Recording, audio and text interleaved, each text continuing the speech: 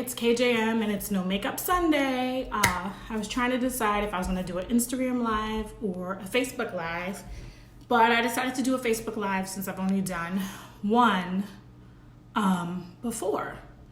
So what I originally was going to talk about today, I decided to change the topic. My topic today was going to be more like about self-love and all this other stuff. And that's like a continuing theme for me.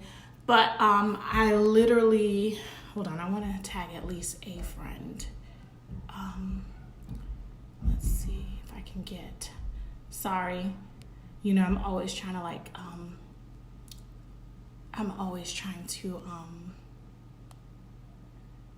hold on. I'm always trying to get up on the whole Facebook thing. And so now I'm trying to tag at least 2 people that I really want to catch this. So I know that you guys could still see me.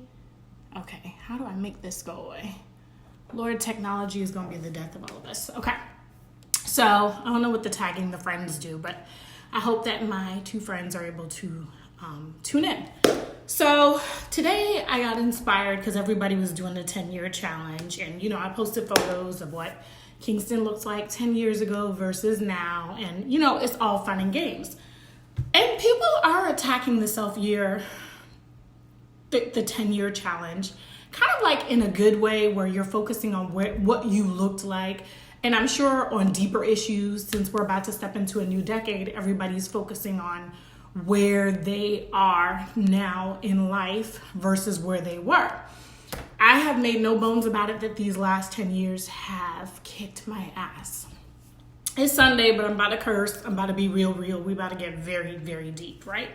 So I was doing this 10-year challenge and I was having a hard time finding photos. Okay, the glitter from the Victoria's Secrets is gonna look crazy, okay? It's gonna look like something crazy. So this, I'm trying to look for photos of myself 10 years ago that I have like digitally. Most of us grew up with the little Kodak camera thing. If you're, top of the millennial generation or you're a Gen Xer, you grew up with the Kodak camera. We got albums and albums of pictures, like real physical albums. So I'm looking back and forth and having a hard time finding solo pictures of me in 2009. So one thing I realized is in 2009, I did take a lot of pictures, but they were group pictures, like mostly friends and family. The selfie had not entered my world yet. Okay, so I could not find a single selfie. And I didn't really take a lot of solo pictures. So trying to find pictures, I had to crop some folks out just to be able to show you what I look like in 2009 versus 2019. So that was just about physical me. Obviously in 2009 I was smaller, but thanks to yoga and me starting to get my snap back, the 2019 pictures, I felt like I looked good then, and I feel like I look great now, and I hope I'm getting, finer like wine. That's what I'm hoping. But so here's the thing I noticed when I was going back and looking at the pictures was that I noticed since I had mostly group photos.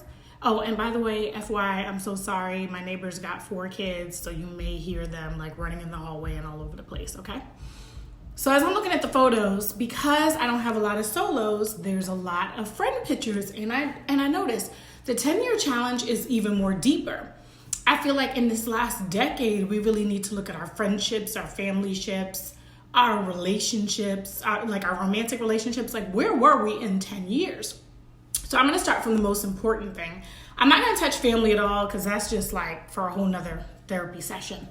But definitely for friendships, I noticed that of the people that I took a bulk of pictures with in the last 10 years, and that's not counting out my grade school friends, my high school friends, my OG college friends, my OG DC friends, some of my OG North Carolina friends. That's not counting you out, but there are some people that I had a plethora of photos with, okay? And so I'm scrolling through this thing and I'm like, I don't fuck with this bitch. I don't fuck with this bitch. I don't deal with any of these people anymore, right? And so what I noticed is in the 10 years, I had a good amount of friends that went through divorces. I had a good amount of friends that went through a lot of life changes and lost people and all this other stuff. But in these last 10 years, I have purposely shed friends more than I think any other decade. And of course, I started off this decade, I think, at 28. Yes, at 28. And so obviously I'm approaching a grown person's age. So the stuff that you needed, that you required for friends in grade school, friends in high school, or even friends in college, the older you're getting and life circumstances are happening, is the more you realize that your standard for friendships has changed. And for me, like, there's two things that I'm really serious about. Really serious about the type of friend I am, and really serious about the type of big sister that I want to be. Those are the two things I put like the most energy in. So when I had to reevaluate friendships, and I got rid of some OGs that I've been down with since like grade school, high school, I got rid of some people that some people thought I would never, ever shed. So as I'm looking through the 10 years, there were only two people that I took a crap load of pictures with. Two people that I could think of that I'm literally still very close with. So big ups to Harmony in Vegas. Big ups to Tenacious T, who's out there in North Carolina. Because I was looking back at these 10-year photos, and like, I'm all over like Virginia Beach and Vegas and all over these places with you guys. And like, I still rock hard with you guys. And there's a bunch of people I didn't take a lot of pictures with, and you guys have been in my life forever. So if you are those people and you've been down with me forever or whatever, and you're like a sister or brother, whatever, this isn't really going out to you. But as I'm looking at all these photos, all these people I used to party with, I realized that once I hit around 28, just having friends that you could only party with is just not going to be good enough for me. So sometimes I was shedding friends after having conversations with them and saying to them, like, we need to work on this friendship. And then sometimes I had to cut off people, and I cut them off in groups, because the way I see it is if you all roll as a group and now falling off with like somebody in the group, there's a good chance that the friendship is not going to be real afterwards, right? So I shed a crap load of friends, and I purposely did it. And people hate how I do it. So how I generally do it is I'll talk to you for years till we're blue in the face and say we need to work on this friendship. And thanks Kay, keep watching, because I have a special part for you. So don't leave. So I would say to them, if I did you wrong also, then we both need to work on this friendship. And a lot of these friends, and by the way, if I'm talking about anybody negatively, I will not use a name for them. But if it's something positive, I'm either going to use the blog name for them, or I'll use their real name or their Facebook name or whatever it is, right? So I would always have these conversations. So especially with friends, cutting off a friend I grew up with is like cutting off my right hand. But my dad always told me, if your right hand disrespects you, then you got to get rid of them. So there's only but few OGs that I literally have. I have one from grade school. Shout out to Jessica. We've been down since we were 5. Kay, who's on here, I've also known her since grade school, and big ups to her. And I have some good high school friends. Like Ashley is one of my longest running high school friends. Big up to her and her family. So I would always say to these people, there were people I had to cut off that I saw as sisters that I didn't want to cut off. And I would say to you, if I failed you, like, you really need to let me know where I failed you. So I would have, I had a friend and I had to cut her off actually in December 2018 that I've known since 99. And we both struggled together in our families and in life. And when things started getting better with her, she would always say to me, why can't I do better for myself? Why do I like to struggle? Like when she got married, I supported her. And actually, even when she was on her second marriage, I supported her. And I never judged her for the situations that she was in, but she was constantly judging me. And even when she finally started having her family and she was going through baby blues, I would fly out and see her like I was there for her. And once upon a time, she was a good friend, but then she just wasn't, right? Then I had another friend from high school that nobody ever thought I would part with, that, at the end of the day, I'm short-tempered, she's selfish. Sooner or later in this decade, we were going to part ways because our main glue had become ill. We had a mutual friend, and once our mutual friend became ill, there was nobody to hold us together. You understand what I'm saying? So I would say to these people, like, if I failed you, let me know, and I'll try to work on whatever it is, So now we're going to go to the segment. I had to think about who in the 10 years And I'm gonna do like the OGs do, because I'm not gonna let y'all see me cry, so I'm gonna put my shades on. I had to think, who's been down with me in the last 10 years that I feel like maybe I haven't been there for? And Kay, you came to mind. I think at the time that we lost Uncle Ricky, your dad, I lost a huge piece of myself. And in these last 10 years, I've been trying so hard to get back to that Kingston you grew up with. And it's like something that you couldn't understand. I don't think you could really understand unless you were in those trenches. And you were the one person I can honestly say, like, I feel like I dropped the ball. When he died, I couldn't afford to fly up. I was still in North Carolina going through my stuff. The goals and aspirations I had for myself, they did not turn out the way how I wanted them to be. And in the last 10 years, I have struggled to just get myself out of bed. And I wanted you to be on here to know that I feel terrible. I feel like I wasn't there as much when you needed me the most. But it was so hard to explain to you that my life was falling apart at that moment. You know, professionally, my parents had been together for over 30 years. You know, they weren't always happy, but they separated in 2009, just out of the blue with no warning. And it's been a permanent separation. It's 10 years now. Even though stuff wasn't great, it was like the foundation from under me shook. Then I had to lose that high school friend that I've known since I was 14, because at the time that I'm going through my stuff, her selfish ways was coming through and she wanted to focus on what she's going through. And I just felt like in this time period, I wasn't really there for you the way how I would like to be.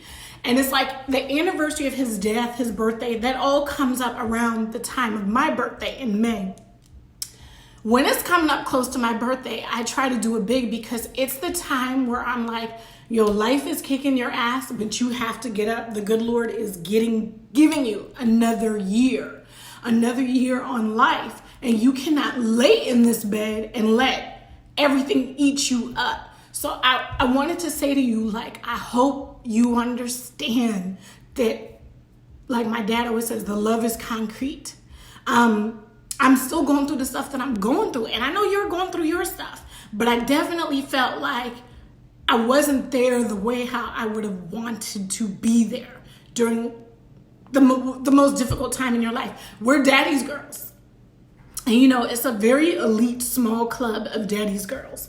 You can't really understand what it's like when your dad is your whole world. And then all of a sudden, he's up and gone. So it's like, I couldn't even imagine it. And you know, I started to think about it a little bit when my dad had his health crisis. And I was just like, you know, so I just want to say to you that I'm sorry. And I hope that you really understand it. There's always more going on there than what you think. That's why I tell people you can't go by social networks. You can't go by what you see, because people are still trying to get themselves out of bed. People are still trying to get their lives together, and everybody has their obstacles and their stories. I feel like I've been in the trenches for these last 10 years, and I feel like I'm still in the trenches. I feel like things didn't turn out for me the way how I wanted it to be, and I'm strong, so I'm always fighting, but it's not easy for me to always verbalize that something else is going on there where I'm not showing up the way how I need to show up.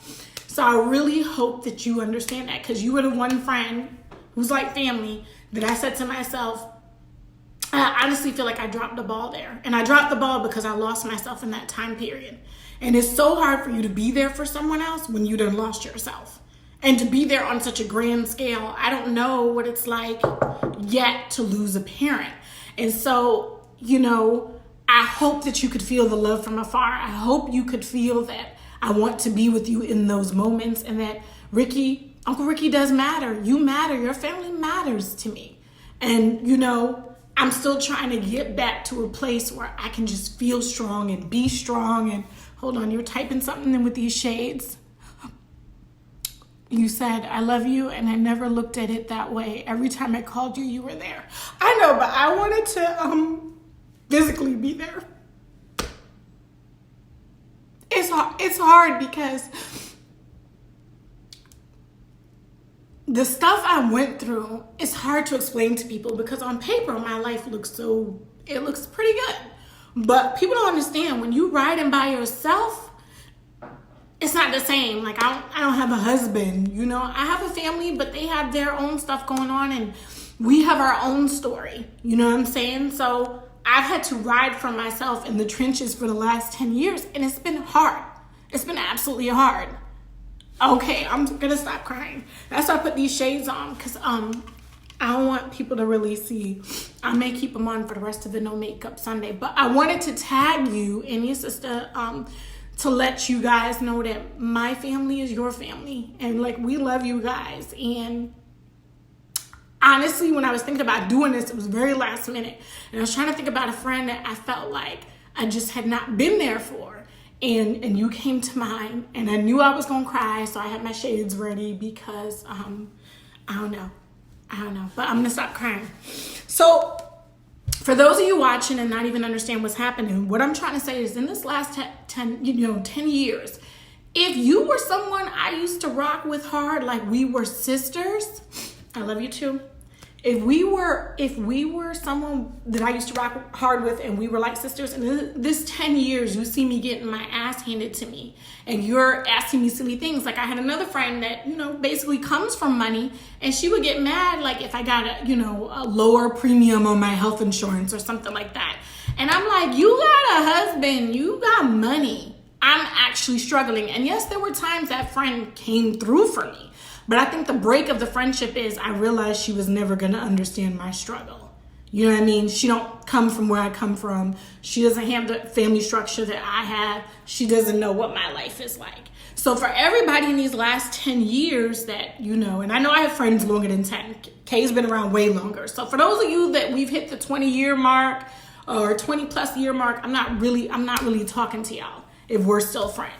But in this, last decade, I had to shed a lot of people. One of my homeboys got married in 2016 and like we were really close. And as soon as he got married, he wasn't responding to, phone calls and text messages and all that. And I get it, you're married, but let me just explain to you. I also said in the last 10 years, I have a lot of friends that got a divorce. A lot of them are remarried now. So for those of you guys who are married, I don't know what it's like to be married. I don't know what it's like to have a life partner, but I'm gonna tell you this, don't shit on your friends. Because for the people who had been keeping their friends abreast in their lives, when their divorces were going on, and I'm told that divorces are like a death, when their divorces were going on, it's easier to have people surround you and fill you with love as you're going through this death than if you've been shading your friends and making your wife, your husband, your everything. And I understand that marriage is teamwork. But you also got to understand that one person can't be everything to you, and you still have to build your village, because there are going to be times that you guys are going to need your village, and your village really should be supporting the couple.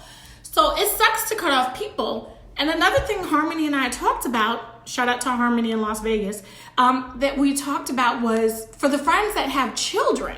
We've been, telling ourselves that going forward, we're not trying to get close to new friends' children or when a friend finally has a baby. Because when we have to cut you guys off, it's like we lose. I lost a nephew last year, and I've been down with his mother for 19 years. They now have another baby, another little boy, and I feel like I'm now missing out. He's 3 now, and I'm missing out so much in his life, but I could not go any further with his mother. I had rode with his mother through a divorce, through postpartum depression, through all this other stuff, and all she would always look at me and say is, why can't I get my life together? And I think she meant personally and financially, but let me just straighten this out, and I'm not going to try to throw shade, but this will help my tears dry up, was the fact that she wasn't rolling in dough. It's just the fact that I don't throw her indiscretions in her face. You understand me? And she would say stuff to me like, oh, Kingston, we're so happy that you finally got your apartment. Well, both of us, after finishing graduate school, had to move back home. She just got out, got a better job before me, but we struggled for years. We used to loan each other, give each other money, And so now when she was on the come up, it was like, why can't you do better for yourself? You know what I'm saying? And so when I lost her, when I finally had to cut her off, okay, I said to myself, I've lost my nephew. So remember that for people that when you have children and it's a long going friendship and your friend who is like a family member has watched your child grow, It's like a death. Like, I have lost my nephew because his mama is trifling. And that is a hard thing for me. And I know she probably sitting on my name and wondering why I still got her on block, why I don't take her phone calls. And she still messed with some of my family members. She's still pretty tight with my mama. And I got a problem with that because blood is always thicker than water. You have to really know, I let my mama know this person wasn't a friend anymore. Hey, D, what's going on? I let my mama know this person wasn't a friend anymore. And I guess because she got 2 kids now, my mama don't got no grandchildren. She just decided she gonna keep this friend. And ever since, my mother and I have been estranged since April. So I want to let y'all know, don't mess with people's families. Just don't do it. If a friendship is over, I'm not calling your mama. I'm not. And I have, an ex-friend from high school where I do still speak to her father. But I call him on Father's Day.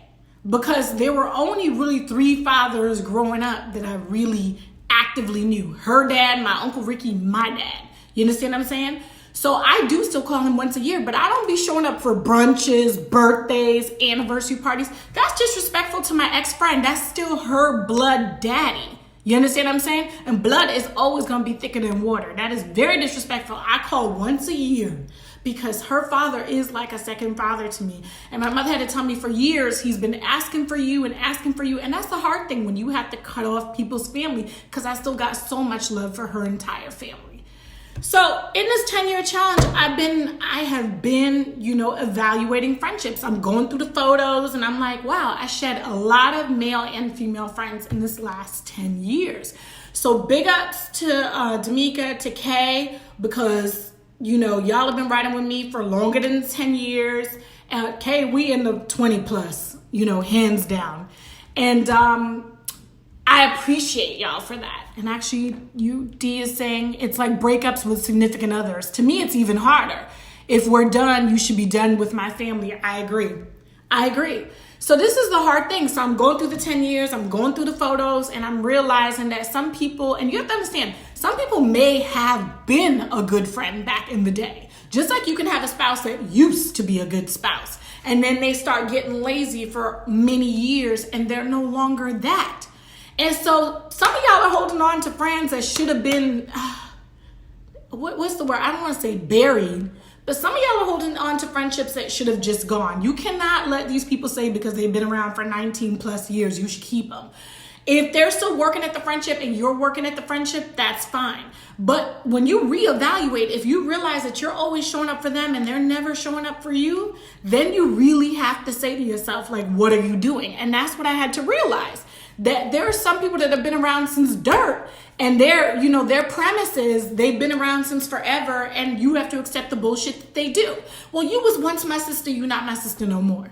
And that's just the way I play it. I take friendships, I have high standards for my friendships, higher than my lovers, because my friends will see me through many different chapters of my life. Hey, Crystal, thanks for tuning in.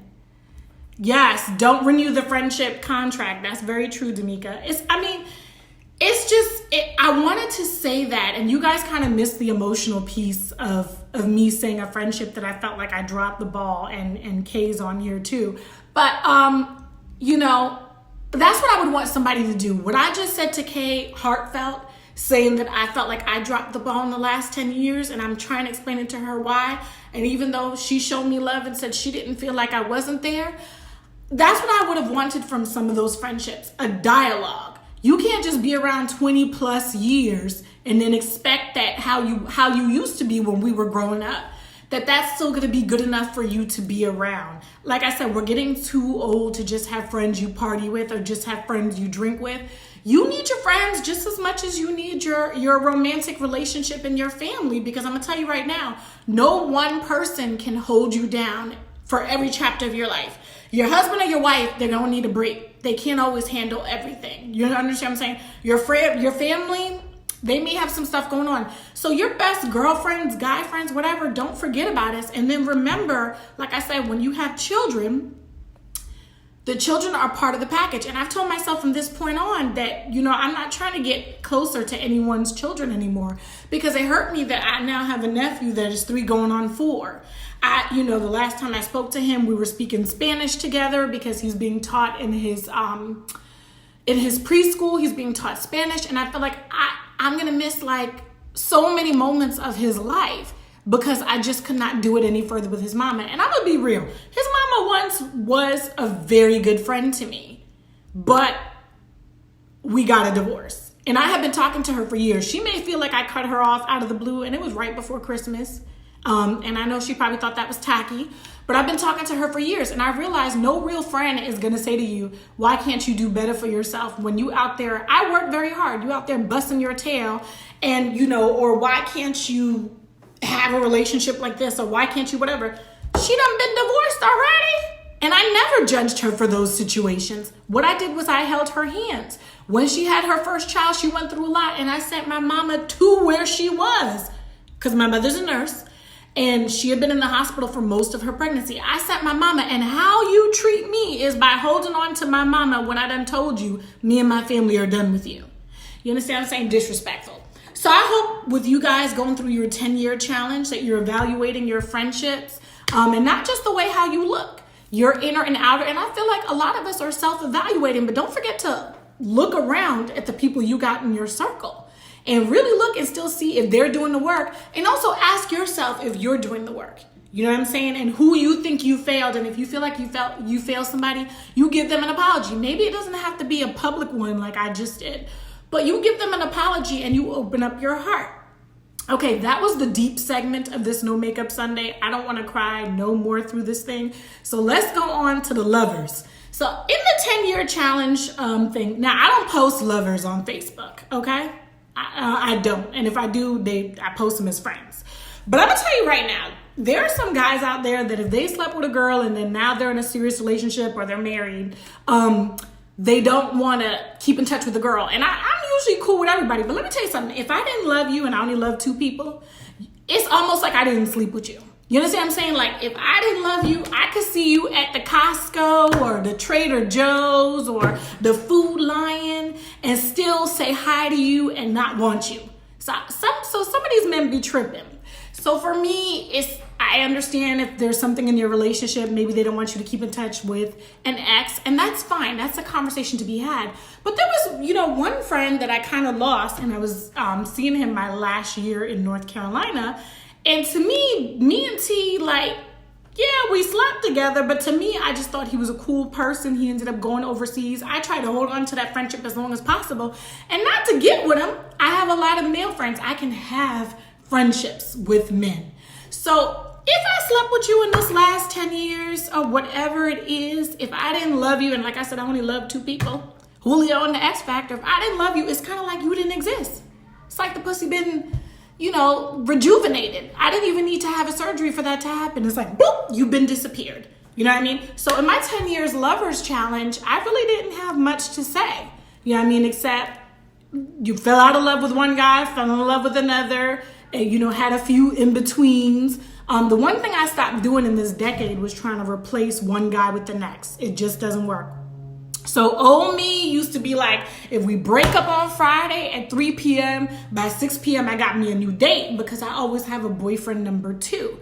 Well, I really stopped doing that shit 4 years ago. But some of you don't like New Kingston. Some of y'all want old Kingston to come back, who had some ratchet tendencies. You understand what I'm saying? So if I'm over here saving all my love for you, okay, I know Whitney felt that from the grave. Okay, she felt that.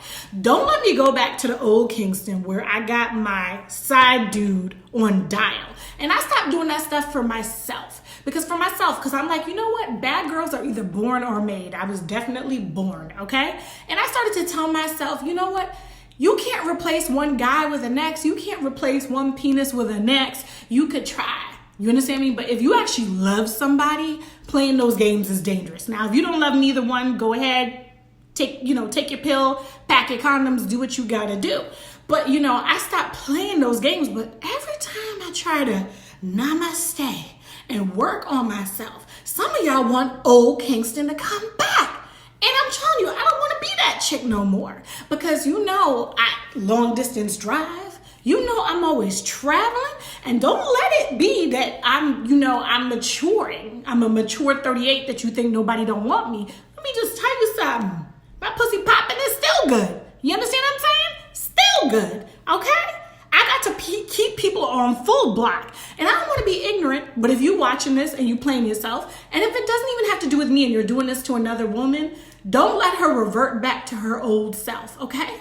Don't let her have to do that. So for the last 4 years, you know, I do my Kegels. I got Bullet. I got Pinky. Well, actually, I bought Bullet and Pinky last year. But I've always had toys or whatever. Don't let me get to the point where I got to get on I-95 again and go see my boyfriend number 2 because his invitation is always open 24/7. You understand what I'm saying? Trying to wave at all of y'all that are tuning in. So don't let old Kingston come back. That's what's happening with the 10-year challenge, okay? And Kingston been like this since she started dating at age 15. I always felt like men were like a pair of shoes. You need to have 2. You understand what I'm saying? You cannot just put on the right foot of shoes and you don't have one for the left. But don't let that person come back. So some of y'all, if you single, or you're not in a serious relationship, evaluate who you've been putting in your bed for the last 10 years too and get them all the way right. So when I was looking at the 10-year challenge, once again, if I slept with you in this 10 years and I didn't love you, I don't know you. You're just somebody I used to know. You know what I mean? And then for some of y'all, I need an actual photo. I need a photo that we were together or in the same place or that we slept together. I don't know, describe a birthmark of mine. And FYI, if y'all ever see a video of Kingston, like one of them sex videos, I did not consent to that shit. I'm gonna tell you that right now. And I'm also gonna tell you there will be lawsuits out there. And I just don't play those games. Also, I am still 10 years dick pic free. There's a lot of women in their lifetime that have received dick pics on their phones. My men know that I'm not the type of woman that I want a random soggy bottom, drooping balls dick pic in my phone. So if you're one of those guys where you're sending out dick pics without consent, you're not asking the young woman on the other end of the phone if she wants your dick, let me just let you know that shit in lighting, even if you filter it, most of the time is gonna look terrible, okay? So just and we'll be able to tell if it's crooked, lean into the side or whatever. These are the things I thought about in the last 10 years, my 10-year challenge. You understand what I'm saying? That's where I'm at. Last but not least, because I done covered friends, I done covered lovers, where I am with myself. So where I am with myself right now is I really hope that 2020 is going to be the start of a great year.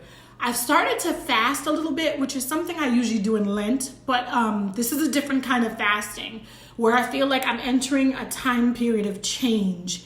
And it is somewhat on a spiritual level, but it is more so to get myself kind of snapped back.